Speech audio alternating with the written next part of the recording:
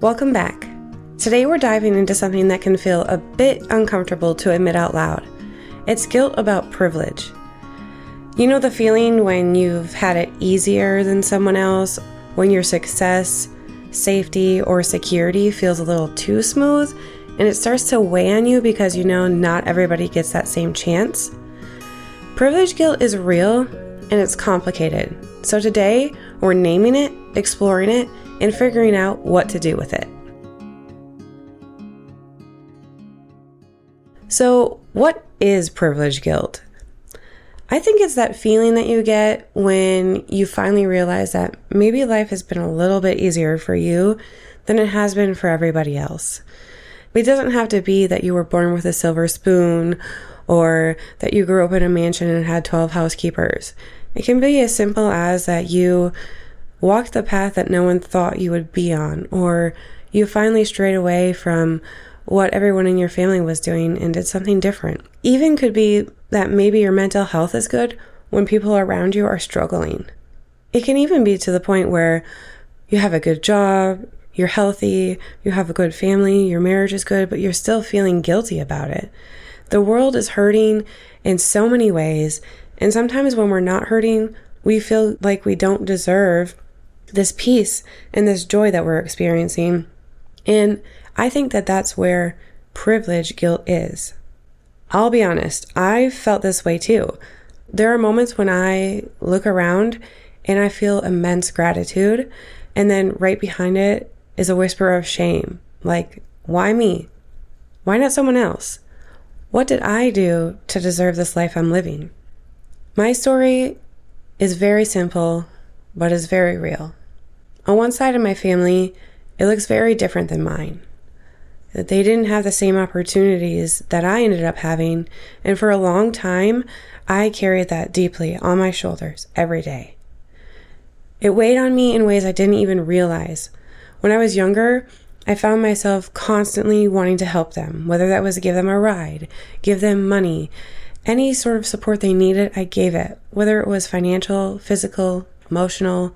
I was there. I showed up. It wasn't because they were asking me to fix everything, but because deep down I felt like I should, like I had to. And that guilt, it crept in through little moments. I can't even count on my hands and probably toes the amount of times I heard, "Oh, you're going on another trip? You got a new car? That must be nice.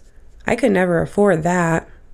I felt like no matter what I did or how much I gave, that it was never enough. I was simply a resource instead of a family member. It started to feel like I was losing sight of how I felt about them, sort of like it was an obligation and not out of the love that I had for them. There was one very personal moment in my life that I'm choosing to keep private at this moment, that everything changed for me. It really helped me see things differently. I realized that I wasn't wrong for having more than them. I wasn't wrong for wanting to live fully and experiencing the things that I experienced and buying the things that I bought. I also realized they could have what I have. I worked damn hard to get where I am and to have what I have. It wasn't handed to me. It wasn't out of pure luck. I worked hard so I can have what I have. And when I hear, "must be nice," or "you're so lucky," or blah, blah, blah, blah, blah, I'm at the point now where I'm like, it is nice, you're right. Because I worked my ass off to get here, and I'm going to enjoy it, and I'm going to have the things I want. You can have it too. You could have worked just as hard, if not harder than me, to have the same opportunities, to have the same things as me. I'm not a genius. I didn't invent something. I didn't win the lotto. I wasn't born rich. I worked hard. Day in, day out. And that's why I am where I am. I had to let go of the belief that just because I had more, that I owed it to everyone. And when I started saying no, those relationships fizzled out. Yeah, it's upsetting. It's hard because we're family, right? But at the same time, I had to ask myself, were we acting as family or was I just a convenience? Was I just someone that they know wouldn't say no? Now the guilt for me is different. It comes in like smaller, quieter ways. Like if my immediate family or my close friends are having problems and I know that I don't have to worry about those issues, or like if my younger siblings who are going through college and, trying to buy a house on their own, saying that maybe they can't afford groceries or gas money, and I don't have to check my checking account before I buy something, I feel guilt in those ways because I still wish that I could be there for them and give them what they need so that they don't feel this way. And I wish I could give everyone that I love the same peace of mind that I do, that I worked really hard for. But carrying this guilt doesn't bring any change. It brings resentment and burnout. And that's exactly why some of my family relationships are not strong anymore. The truth is, privilege isn't inherently bad. What matters is what we do with it. Guilt on its own, it just sits there. Makes us feel stuck or ashamed, but awareness opens the doors to action, empathy, and accountability. And next, you're going to hear from a wonderful woman who is going to touch on almost all of the things that I just mentioned. So without further ado, here we go. So I'm Allie. Thanks for being on. Would you like to introduce yourself? Sure, thank you. Thanks, Ellie. Hi, everyone. I'm Lara Portelli from Australia. I am a lady in middle age, which people used to shy away from. And now I have realised, since beginning this journey myself, I like to call it midlife clarity. So that's what I've been doing some work around. I call it my second act. So that's what I've been doing some work around and helping other women and people through this journey as well. That's me. I do lots of stuff. I write books. I keynote speak, and I do podcasts. Awesome. That's great. That's a lot of stuff. I'm sure you're very busy. Yeah. Life's busy. But life's busy for everybody, right? That's very true. All right. So today we're just going to talk about some privilege guilt. So did you ever realize that maybe you had a privilege that others didn't, whether that was like educational, monetary, it could be anything that you would consider quote unquote privilege? My privilege may be a bit different. People's perception of my privilege. I grew up very different to most other people. I grew up in a home where my mum left when I was 3 years old. And it was a lot of turbulent times in my childhood. I went through a lot of childhood abuse and trauma. And a lot of people, I think, wrote myself and my family off that we were going to be nobodies, that we were, we're below the poverty line. We were just destined to be no one because, we were being brought up in Australia by in those days it was called a migrant father, like from a non-English speaking background.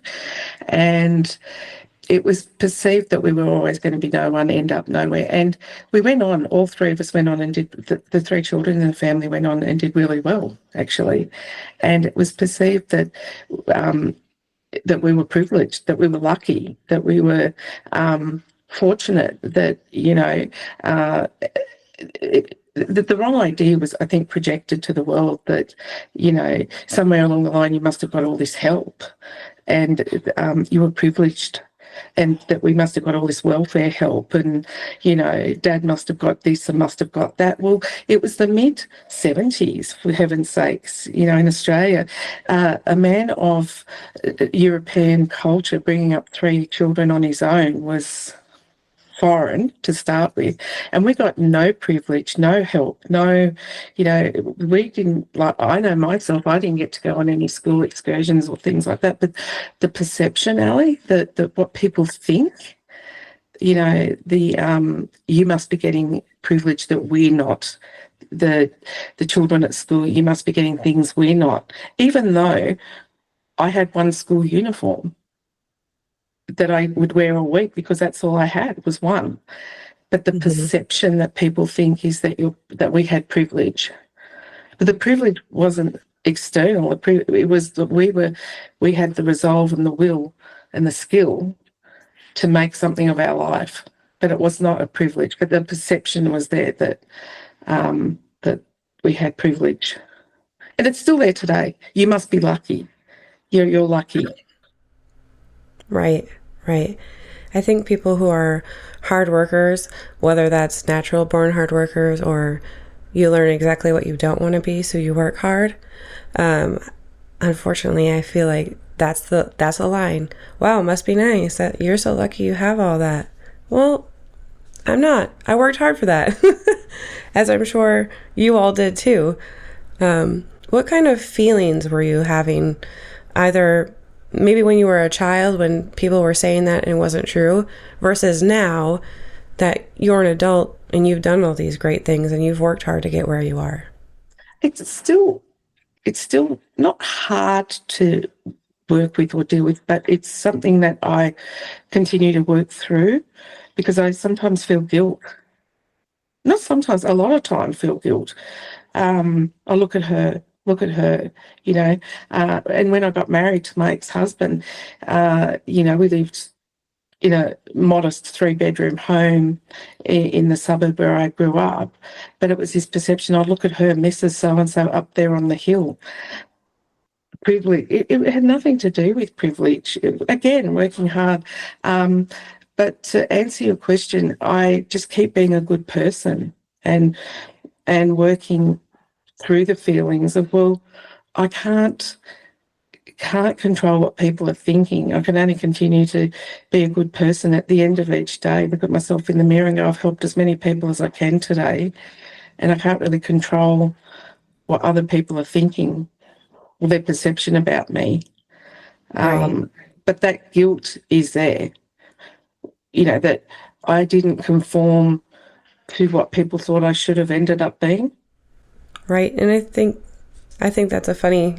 It's not funny, but it's kind of a silly thing to think of, right? Like people were expecting you to be absolutely nothing, and the fact that you are something makes you feel guilty, and it's really a shame that you have to feel that way even now, this late. But I really like your work because I like that that you talk about the quiet stuff out loud that people are feeling, and I love that you're having the conversations that matter, Thank uh, you. and the things that are hard to talk about. Right. That I and think it's just go ahead. unfiltered. I love that we're too filtered, right? So instead of me having the ability, which I do have the ability, but to be able to project that and say, well, in Australia, there's a saying kind of like "nick off." I've worked hard for this, but why do we shrink and why do we just think, oh, whatever, let them think that we filter? We do. We filter things and just put up with it. There's a societal, expectation that we just put up, shut up, filter, and get on with it, don't we? That's very true. Hmm. We don't want to hurt somebody's feelings. We don't want to, you know, make people, change their mind because you told them one bad thing about something. Um, I'm kind of like I feel like I'm a realist. Not, I would rather know the good and the bad when I'm doing something or when I'm about to make a decision or even going through life, right? I think certain things aren't really fully told to us, whether we were kids or even as an adults. So I really started this because there were times in my life, especially after I had a child, that I felt like I was completely alone. I was afraid to talk to anybody because I thought that I was having the most crazy thoughts and feelings. And then it turned out it was like, no, that's what happens. I'm like, why don't we talk about this stuff? Why is no one ever talking about things like this? Because it's so easy just to sit in silence and just put up and shut up, like you said. Mm. Where's this fear come from?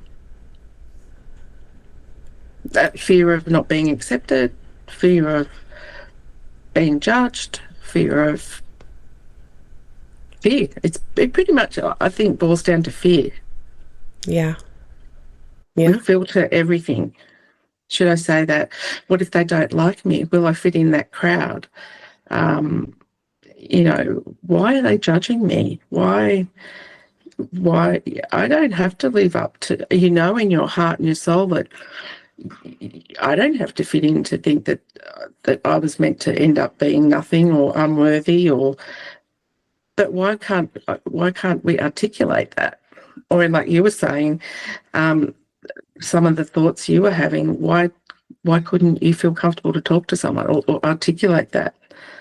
Yeah. Right.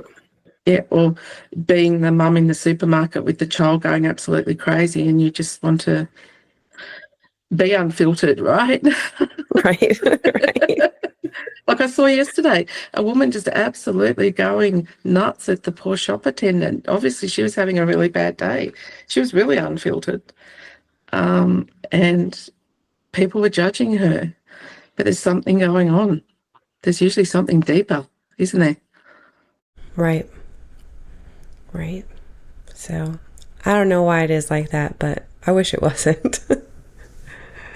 So, so you mentioned that you did have some guilt that, people were having these perceptions of you. How do you think that, like molded your relationships with people? Uh, it's it's still to a degree. It was hard for me to trust people, and still is to a degree, because it may be me too. I can see sometimes the way they look or some conversations. Yeah, it's just a weird vibe sometimes. Hmm. I usually walk in a room and I can just feel.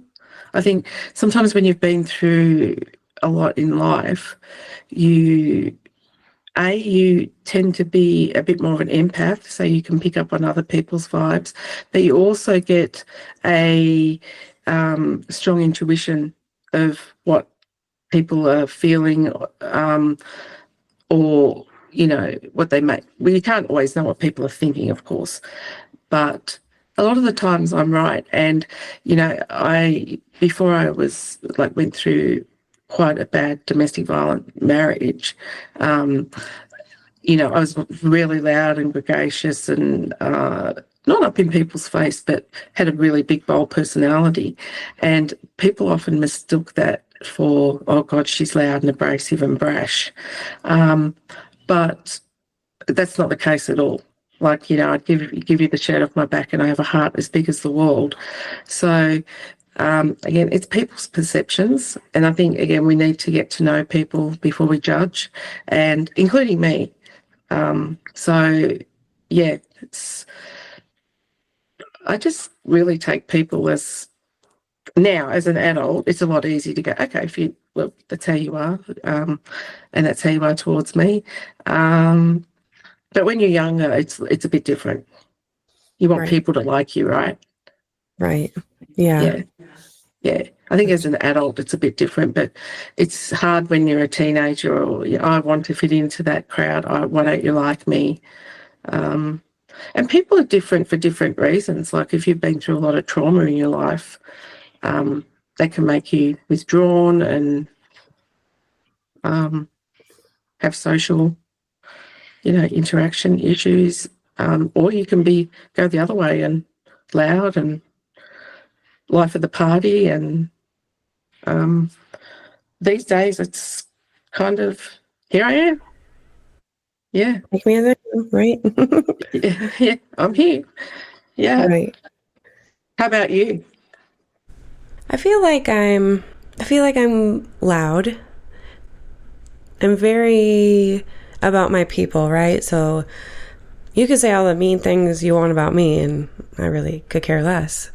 But the second you say something about someone I care about or anything like that, then I'm like, hey, no, we're not going to do that.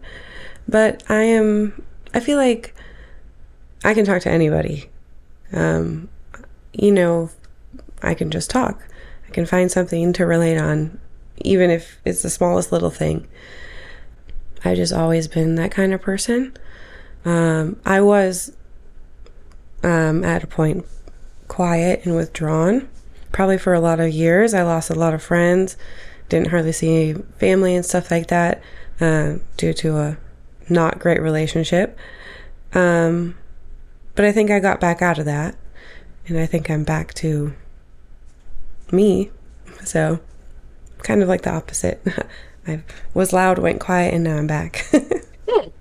About finding yourself again and healing, Right. healing and stripping back. Maybe filters are something we put up to when we hurt, and part of healing. So if we can strip back some of those filters. Right. Yeah. I just love your idea of just say it. Yeah, just say it. Say it how it is, yeah, right? Yeah. I'm pretty much, that's like me, right? Like sometimes I'm like, especially even at work, like I'm a professional. Sometimes I'm just like, I really don't know how to say this professionally, but I'm going to try to say it as best as I can. Now, I don't use swear words or anything like that sometimes, but when I can't find my professional sentence that is well written, I'm like, this is what I'm feeling right now, and this is what we need to do, but I don't know how to say that. And then it's like, oh, okay. This is how we probably should have said that, but it's okay, I got you. But I think having filters is good at sometimes, right? Because otherwise, I probably would never have a job if I didn't have filters. But when is it too much, right? Yeah. I'm learning even at my age now to do it professionally, because I have a little bit of I, without the colourful language. I work for myself now, so but that doesn't mean that you can have always the colourful language. But I get what you mean. It's different in a professional environment, right?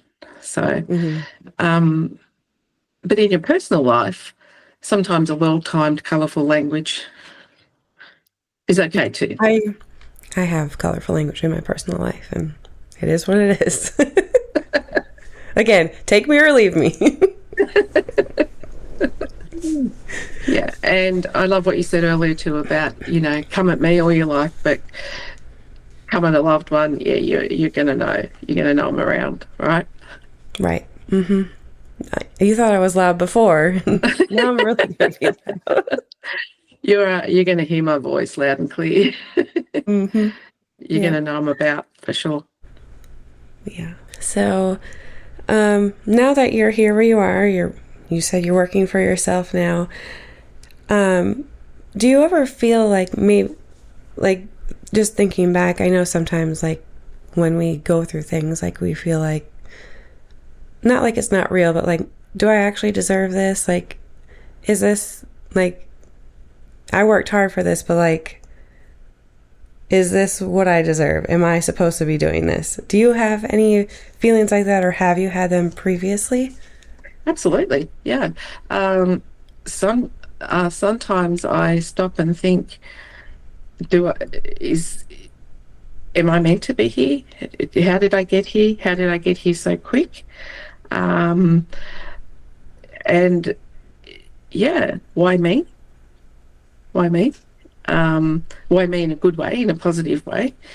And then I remind myself that I've worked hard as well at doing this, and that I've been, put in this spot for a reason, to help others, and that the message that I need to send out there is to help others. It's not about me.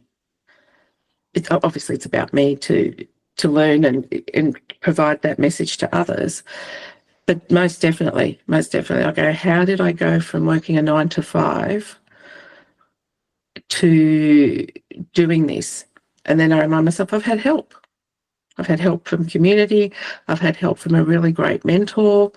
I've had, I've put things in place to make this work.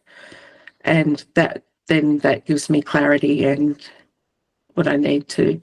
But definitely, you're right. Yes, I've had moments of guilt about it.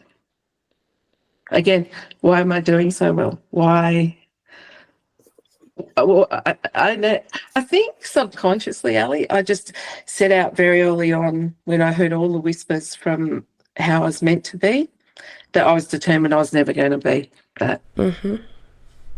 And I think one of the podcasters that I interviewed earlier, she said there's a story about two brothers and their dad was like a drunk or something. One of them became a super successful like CEO and the other followed the same path.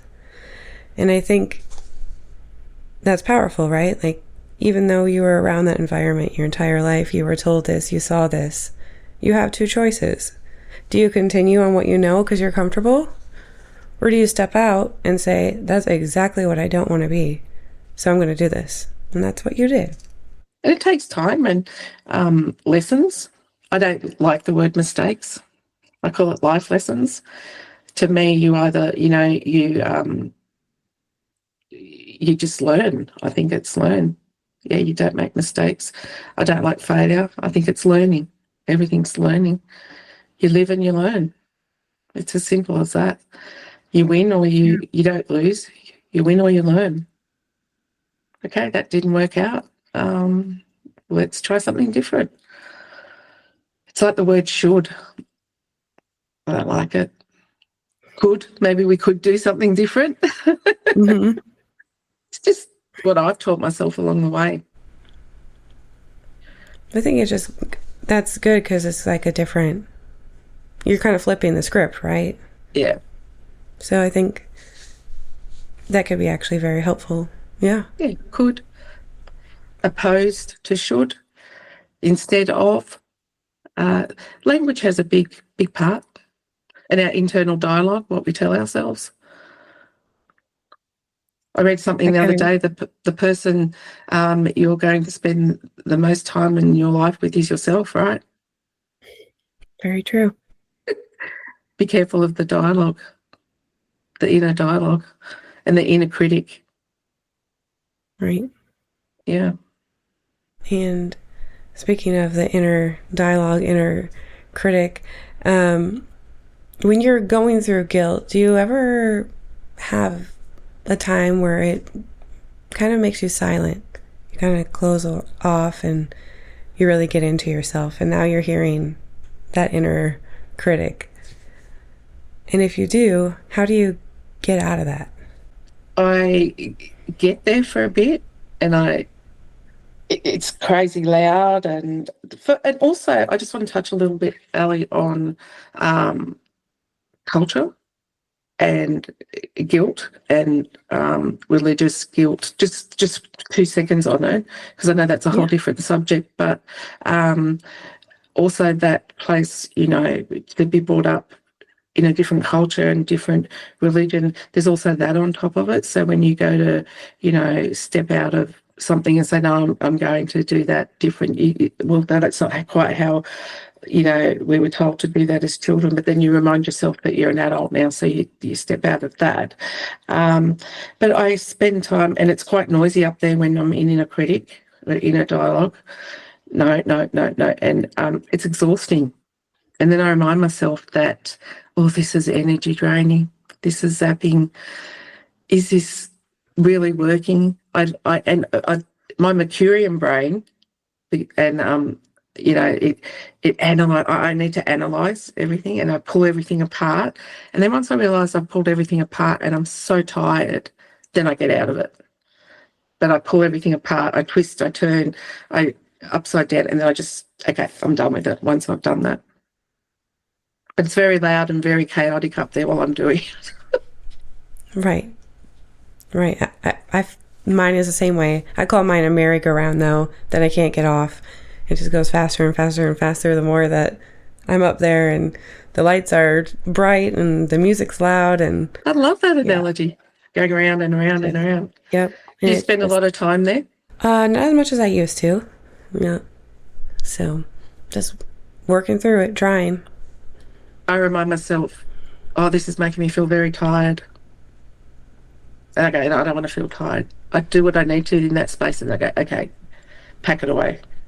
Right. I feel like I know where the emergency stop button is on the carousel now. Like Ah, so like I'm like, "Oh, I think I'm about to hop on, but I know that I can get off now." So, oh, Ellie, I love that. That is amazing. Yeah. Yeah, I think if we spend too much time there, we can get stuck there, right? absolutely. Oh, I It's love very that easy. emergency button analogy. That's amazing. And what have you learned about the difference between guilt and responsibility? Guilt and responsibility, two very different things. Two very different sides of the coin. Guilt is something that it's not something that I can not change. That's not the right word, but and it's not that it's not real because it is real, but it's not something that is fruitful or helpful. Or, I mean, don't get me wrong, if there's something to feel guilty about, we'll sit there for a period of time and go, oh, that wasn't good, I could have done that better, or apologies, or sorry. Yes, responsibility is, that could be this, it depends, I guess, in the scenario, because am I responsible for, so this is my analytical, am I responsible for feeling the guilt of something I didn't do? I suppose they have similarities and differences. It's, am I responsible for doing that task or doing something to that person? Or am I guilty of not doing something to the person? Or, yeah, it's not really answering your question, but they could have similarities and differences. I think sometimes those two words we kind of associate together. Mm. And at first, like you did exactly what I thought. I'm like, well, those aren't even close together. Like, guilt is over here and responsibility is over there. Then when you think about it, you're right. Am I responsible? Is the guilt I'm feeling, am I responsible for that? Did I do that? Or is the guilt I'm feeling coming from somebody else? Not necessarily, it's not real, but like, is this my real guilt? Like you're feeling guilt because people were telling you were going to be nothing, but you're not responsible for that. No. That's not your guilt that you should be responsible for. Yes. Yes. Or the guilt, like I was just saying before, we ate meat on Good Friday, right? Yep. We're supposed to eat fish, and oops, I accidentally ate meat. Is that guilt? I know it's a different kind of example, but is that guilt? Is that responsibility? Is that someone else's guilt projected on me? Right. I forgot that I was. It's a silly example in a way, but it's true though. I feel the same way. I'm like, oh crap, it's Friday. You know what? Well, and then I'm like, wow, why do I feel bad? yeah. Right? So is it my responsibility not to eat the meat, or am I feeling guilty that I accidentally forgot and I ate it? Yeah. Yeah. It's different. I think it's different. Like something simple as that, right? Did I intentionally eat the meat? No. Therefore, I should not feel guilty. But if I intentionally was like, it's Friday, I can't eat meat, but I'm going to have bacon, then yeah, I should be responsible for that and that guilt that I may or may not feel. But it's really hard to distinguish. Exactly. And that's why we end up in that inner dialogue, right? And I was just thinking that I minimised what I said, oh, because that's a silly example. I went straight into minimisation there.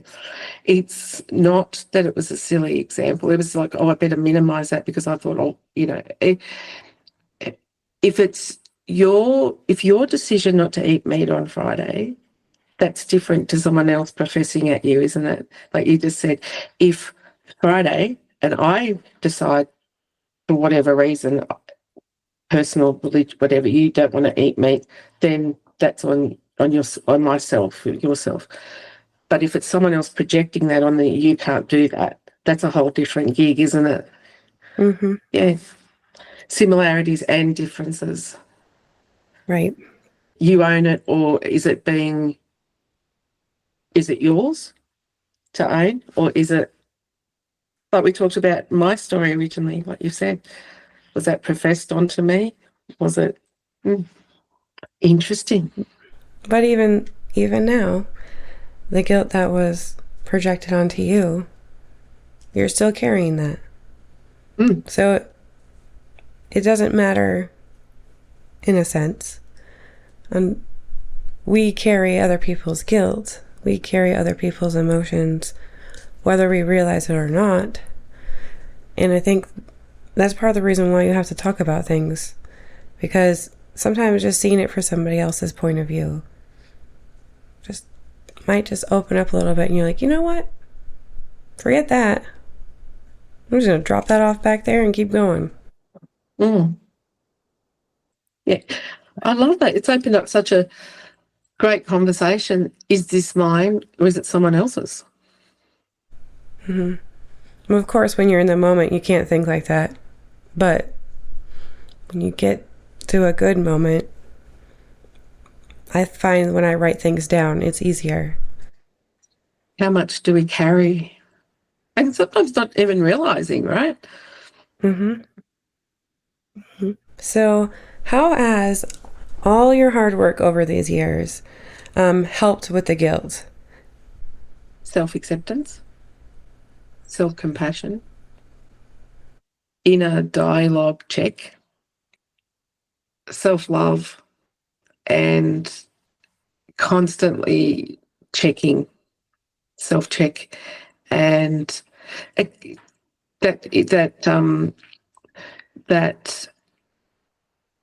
again, realizing that energy sapping, oh, what are people thinking, or what's happening, or why don't they like me, or it just takes up so much brain space. And just being cognizant and aware of what that's doing to myself, mentally and emotionally and physically, because it has such a total body and environment effect that you can't think what someone else is thinking because we don't know. We don't know. So without being overly self-absorbed, but being more aware of thyself and what's important to me and my values, and being true and honourable to my own values. Am I being a good person? Am I doing the best I can for others? Am I being the best person and showing up for my family and doing the best I can for everyone and the people I care about?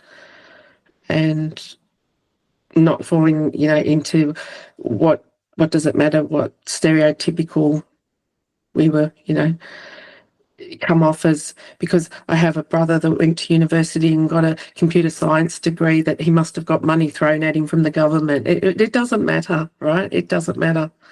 Does it really matter at the end of the day? No. No. So, seems like, maybe now that you're more aware, you're loving yourself, you're really taking that time. Probably not a whole lot of guilt. It's never going to go away, of course, but it's not consuming you. You're not being held back by that. No. No.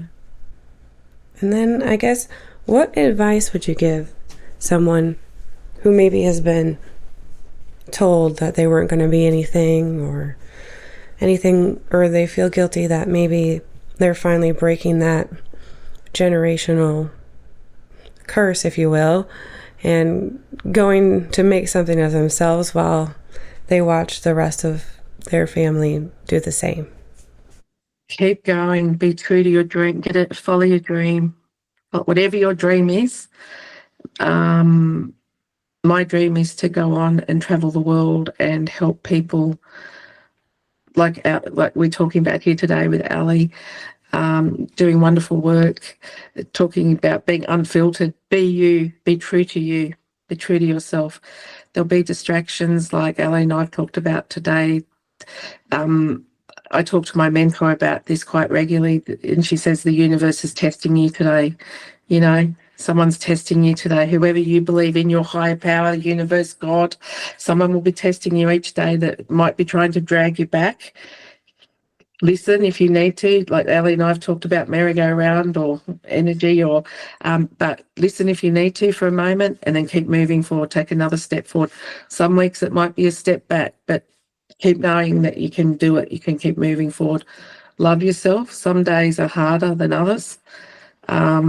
Quotes. Have a hot bath, bubble bath, whatever your panacea is to escape what. You know, the hot bath doesn't work for everyone. I think I last about 2 minutes in a bath because I haven't got the patience. Mine is I get out and go for a walk, or I go to the gym. I put some music in and blast it so loud in my ears, like my earpods, so I can't hear anything, you know, for an hour. Take some time, breathe, and do what works for you that's reasonably, you know, healthy. Some people think escape is go to the pub and sink, you know, 20 beers.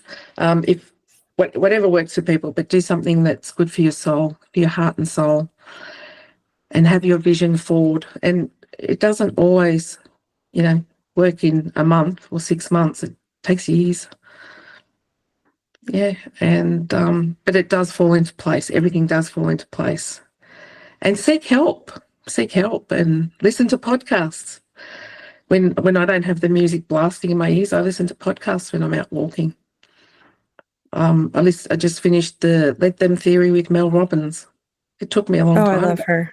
Yeah, it took me months because some days I can listen to her voice, some days I can't. And I got guilty because I thought, oh, I've had that book since May on my Audible. You know, why haven't I finished it? Well, I just didn't feel right to some days to listen to her. Some days I needed Steve Tyler blasting in my ears, you know, Aerosmith. And that's okay. I don't need to feel guilt because I finished her book the other day and I feel good about it now. Go with your heart. Go with your heart. Sink into your heart. That's my advice. Keep being true to you. Those are all really great ideas. I like that. I like that because music is if I'm sad, I need to put on my sappy Adele and sing all the way to work as loud as I can. If I'm mad, well, we can go from anywhere from hard rock or rap, depends on how mad I am, I suppose. And the last thing I want to do is listen to somebody talk. So I feel that. You know, my limbic brain is going, eh. Last thing I want to do is listen to someone. Sometimes I just need to listen to AC/DC belting just to get that, and walk for an hour to get that adrenaline out. And then there's other times, you know, I might listen to something really soft. I'm feeling okay, but sometimes when I need that adrenaline, or I'm chasing the dopamine or whatever might be happening on the day, go with it. Go with it. As long as, you know, it's reasonably healthy. I'm not one to preach if you know, whatever works for you, but try to be good to yourself and yeah, make it as healthy as you can. Yeah. Right. So even 10 minutes of sunlight can have a positive effect. I know with us, with winter at the moment, it's a terrible day here today. We're not getting enough vitamin D. Sometimes I just go outside and get 10 minutes of vitamin D, and it can just trigger your brain to think differently. And for people working 9 to 5 that are starting, you may want to start your own business. You may, whatever your dream and your heart is telling you to do, know that it will happen. It will happen. Some people are raising children and their dream may be just somewhere on the side at the moment, but it will happen. it will happen. Whatever it is that, you want in your life, it will happen. And do you want to tell us a little bit about what you do and how you're helping people? Yeah, sure. Thank you, Alex. So at the moment, I'm just finishing off my first book, a series of 5. Mm. And yeah, very busy time. I've got an excellent mentor. She's helping me with so much. I did a keynote speech on Wednesday around when we settle for this will do. We tell ourselves in life, this will do, this will do, when it won't do. And we know there's so much more out there. Again, is that self-sabotage, things like that. I mentor women transitioning into the midlife clarity. I don't call it midlife crisis. I call it midlife clarity. And I call it second act. And women who are transitioning out of divorce. So that's what I do. So my book coming out it's going to publish very soon. It's quite exciting. So it's all about my journey through childhood, marriage, and coming out the other side and divorce, and starting again pretty much with a blank page and writing my story in my colour pencil for the first time in my life and finding my own identity. So that will be out in about the next 3 weeks. Yeah. Awesome. And where Yeah. can people find that? They can find it on my website. I can send you the link if you like, Ali. It has got a Yeah. swear word in it, just to warn people in the cover. Okay. So, yeah, but I love it. Unfiltered. It is unfiltered. Yes. Yeah. So I do photo shoots around body image with women. I do lots of self-love and finding yourself and bringing yourself home. Yeah. And that's what I do. That's me. I like it. Midlife clarity. I like I it. think sometimes, not just women, men, we get to an age where we've grown up, got married, done a lot of things, and then gone, oh, what now? What now? What's happening now? What happens with my life now? Hit 50 and over 50. And yeah, so it's exciting. It's exciting. Yeah. That is And exciting. I'm thankful, always thankful for the history in my life because it got me to where I am today. Some of it painful, some of it great. And yeah, I mentor people around going through it because it's not all, rainbows and bubbles when you start a new chapter in your life. There's some long, lonely nights where you're there on your own, and yeah, so that's me. Great. Yeah. So if you just send me your stuff in an email, I'll just copy it over so they can all find you. Um, is there anything you want to leave with anybody or anything we didn't cover? No, I don't think so. I think we've covered it well. Yeah. Just love what you do. I love that it's unfiltered. And you do your podcast? Do you do anything Yeah. else additional to your podcast? Yeah, I'm actually a nurse, so I do that during the day and then this at night. And I'm a mom and a wife, so Busy, right? it's busy. Different kind of busy, but it's fun. Mostly. Yeah. Sometimes it's not. Not gonna lie. Do you do your podcasts every night or certain nights of the week? Yeah. Only certain nights. This is the first season, so I don't know why, but I feel like I want to do like 12 episodes a season. So I have one more interview on Sunday, and that'll wrap up all of the recording part, and then my husband will put all of this together and make it sound nice and whatever. And then we'll start posting them, and then I'll just start for the second season, and hopefully we'll just keep going. But Yeah. yeah. And we'll give you a plug on our socials. Okay. Yeah, Perfect. absolutely. Maybe I'll leave with a quote. So the day She stopped asking for permission, and she finally heard her own voice for the first time. She never turned the volume down again. That's a good one. Yeah. Thank you for everything, Ali. All right. Much love. Thank you. Thank you. Thank you. Bye. Bye-bye. So her story hit me hard because so many of us go through this, right? We dim our light out of guilt, and that's not fair. That's not fair to us or the people that we love. What if instead of guilt, we focus on gratitude, like she said? Or some of us who have privilege, we use it, like she's doing, to help people. So if you're feeling this kind of privilege guilt, what are some ways that we can work through it? We heard a couple in our conversation earlier, but again, acknowledge without apologizing for your existence. You don't have to shrink yourself down to be compassionate to people. Listen more and talk less. You're going to speak to people who have went through experiences that you never lived, and hopefully you never will live. Don't make it about yourself. Don't try to throw yourself in there and say that you can relate. Just be there to listen and hold that space for them. Sharing resources doesn't have to be all about money. If you know people or you know things at work or you know of a program, so on and so forth, share that. Don't keep it a secret. This is why we're here in the first place, because we're not talking enough about stuff. Share it. Share whatever you have, whatever helped you, but make sure you're doing it at an appropriate time. Also, like she mentioned above, stay teachable. Guilt can close us off and feel like we're making mistakes. But like we heard earlier, it's not a mistake.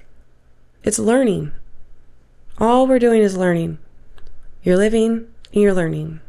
You're succeeding, you're learning. If we can change that mindset, maybe that'll help us not carry all this guilt around. And also trying to figure out if this is actually your guilt. Like we heard earlier, sometimes we're carrying other people's guilt on our shoulders for years.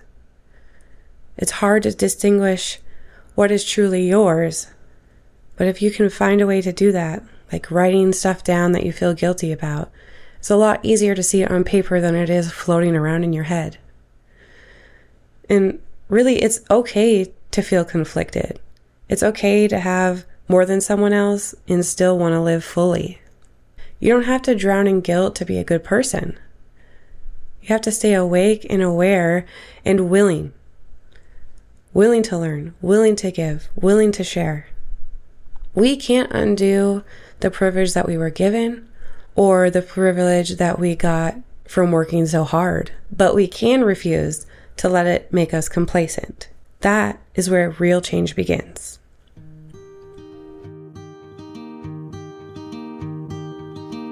All right, that's it for today. Next week, we're exploring a different kind of guilt. The guilt that comes with substance use. Thank you for being here, for being human, and for letting yourself feel. Just a reminder, this podcast is all heart, not healthcare. Please talk to a professional for medical advice. Follow us on Instagram and Facebook at Unfiltered Feels Podcast. Share this with someone who needs it, or leave a review. And don't forget, the things you're feeling, you're not alone. I'll see you next time.